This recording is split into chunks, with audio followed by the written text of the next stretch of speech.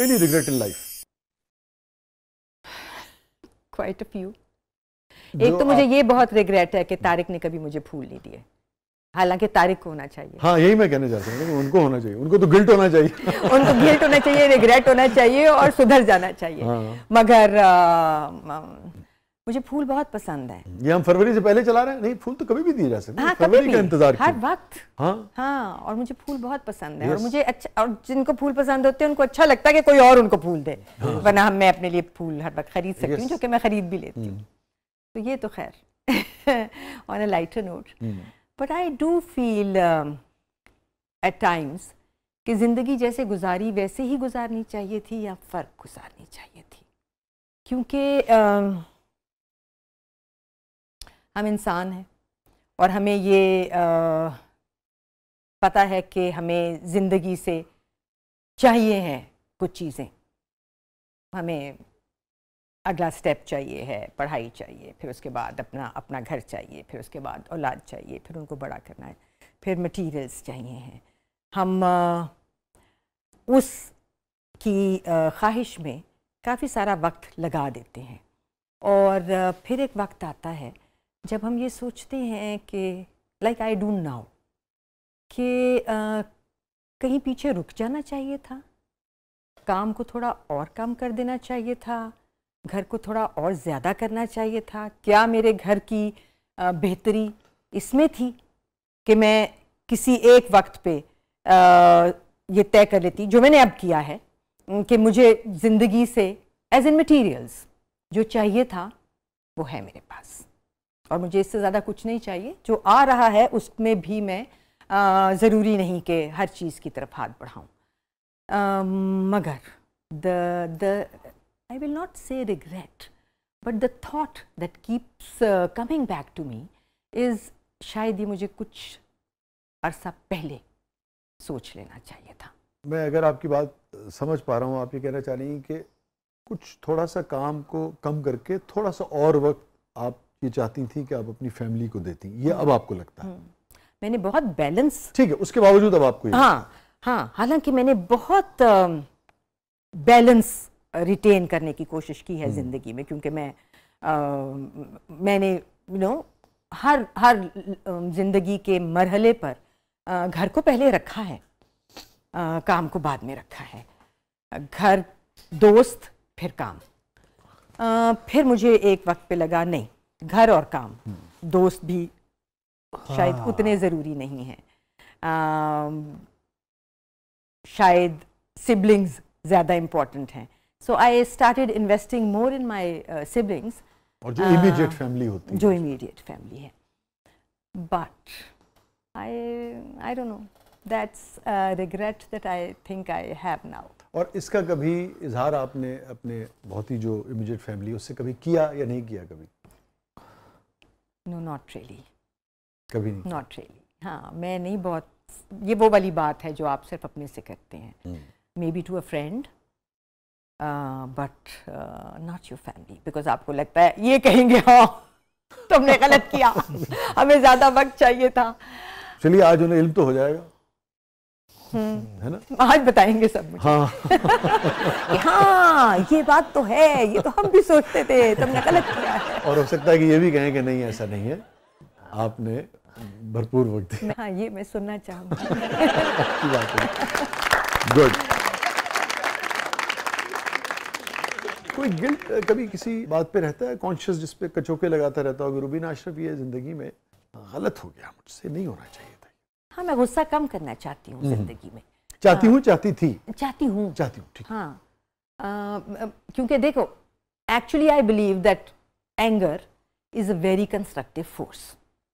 आपके अंदर प्रोवाइडेड कि आप उसे कैसे और क्या अपने लिए इस्तेमाल कर रहे हैं या दूसरे को सुनाने के लिए? Exactly, as long as you use it for yourself. Yes, yes. मेरे गुस्से को अगर मैं अपने हक में इस्तेमाल करूंगी तो वो बहुत प्रोडक्टिव चीज है। उसको तमन्नाई बना के अपने काम पे लगा देंगे तो और अगर मैं सिर्फ उसको निकालूंगी, या सिर्फ शाउट करेंगे, किसी भी सिचुएशन पे तो रिएक्ट करेंगे, जो एग्जैक्टली, और मैं बिल्कुल जायज निकालूंगी, क्योंकि जो इंसान है जिस पे मैं उस वक्त गुस्सा कर रही हूँ वो एक्चुअली गलत था, मगर गुस्से में उससे उसको वो बात बताने से सिर्फ वो उसको मेरा गुस्सा नजर आएगा, उस बात का मीनिंग शायद उस तक नहीं पहुंचेगा और वो अपनी इस्लाह भी नहीं कर सकेगा। मकसद ही फौत हो जाएगा। That is what I realised now. So articulate होना और तरीके से दूसरे को समझाना ज्यादा बेहतर है बजाय गुस्सा करने के। Rubina Ashraf, that is what I tell myself all the time. Rubina Ashraf साहिबा की जिंदगी का सबसे गमगीन लम्हा। मैं कोविड से वापस आई थी और जब तक मैं वहाँ थी और ऑन द हॉस्पिटल बेड, तो मैं एक स्ट्रगल में थी because I was trying to survive और मैं अपनी सारी एनर्जी जो है वो इसी काम में लगा रही थी। I was angry even then, मैं वहाँ भी लोगों को डांट रही थी because that's my survival skill probably. मैंने अपनी बेटी को बहुत बुरी तरह डांटा एक दिन। She is the one who is almost solely responsible for Allah के बाद bringing me back to life. और मैंने उसको बहुत बुरी तरह डांटा कि तुम, आई डोंट नो मेरे दिमाग में क्या चल रहा था। और फिर जो बीमार होता है ना, या इनवेलिड होता है, या बूढ़ा होता है, बेबस होता है, लाचार होता है, वो सेल्फिश होता है क्योंकि उसको अपनी वेलबींग लगता है, किसी और को मेरी फिक्र नहीं है। बड़ी अहम बात somehow लगता है ये सब बड़ों को किसी ना किसी जिंदगी के हिस्से में। इफ आई लुक बैक तो लगता है कि हमारा वैसे ख्याल नहीं रखा जा रहा जैसे हम चाहते हैं। वो मेरा वही वक्त फिर था। जो कुछ हमने किया है सारी जिंदगी, हाँ दैट ऑल्सो। बट उस वक्त मेरा हॉस्पिटल में वो नहीं वक्त हो रहा ना था उस कि मुझे लग रहा था कि इनको पता ही नहीं चल रहा मेरे पे क्या गुजर रही है। So that is one moment that मुझे बहुत उदास करता है। मैं जब भी उसके बारे में सोचती हूँ, उनकी स्ट्रगल तो मुझे नजर भी नहीं आ रही थी ना, मुझे तो सिर्फ मेरी स्ट्रगल नजर आ रही थी। And then I went home after I got well. तो मैंने उनको देखा, तब मुझे रियलाइज हुआ क्योंकि मैं बेहतर हो चुकी थी, और मैंने देखा कि अभी भी मैं उठ नहीं पा रही हूँ, मुझसे कोई काम नहीं हो रहा, और ये लोग पागलों की तरह, तारिक, मिना, माय होल फैमिली, जो उस वक़्त वहाँ थे, मेरा भाई, वो लगे हुए हैं to bring me back to life. That made me cry कि मैंने तुम लोगों को कितनी मुश्किल में डाला है। एंड आई विश मैं अगली दफ़ा तुम लोगों को इस मुश्किल में डाले बगैर जाऊँ। आई मीन यू नो, वो जो बड़ों की दुआ है कि अल्लाह चलते फिरते निकल रहे हैं, हाँ, वो फिर आपको याद आती है। So those moments still make me very very sad. और कितने दिन आप रही थी? A month and 10 days। तो बहुत लंबा मेरा हॉस्पिटल था। और सांस में बड़ी दुश्वारी होती है। सांस ही तो नहीं आ रही थी। There was no सांस आ ही नहीं रही थी। वो मशीनें लगी थी, सब कुछ था। वो कहते थे वेंटिलेटर पे डालना है, मेरी फैमिली कहती थी नहीं, बिकॉज उनको ये था कि ये वापस नहीं आते लोग जो वेंट पे जाते हैं। और हो रहा था लोगों के साथ, इर्द गिर्द सब दिखाई सुनाई दे रहा था। And they would ask me to you know go on my side, lie on my stomach, ताकि मेरे लंग्स जो हैं वो क्लियर हों और मुझे सांस आए। और मुझे ऐसे लगता था कि अगर मैं साइड पे जाऊंगी, अव्वल तो होता ही नहीं था मुझसे, और अगर कोई भी मुझे करता था तो सांस बिल्कुल बंद हो जाती थी। सो सांस ही तो आपको पता चलता है ऑक्सीजन कितनी ज़रूरी चीज़ है, जिसके बारे में हम कुछ नहीं सोच रहे। दुनिया ओजोन लेयर की बात कर रही है और हमें पता ही नहीं है कि ये कितनी वाइटल चीज़ है। क्लाइमेट चेंज हमारे नज़दीक कुछ चीज़ इशू ही नहीं है। हाँ, एग्जैक्टली।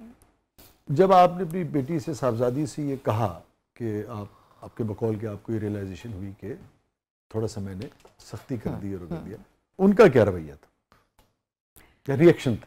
मैंने उसको कहा कि तुम अब कल से नहीं आओगी हॉस्पिटल, बिल्कुल। मुझे तुम्हारी I was really rude to her, तुम्हारी शक्ल ना मुझे यहाँ नजर आए।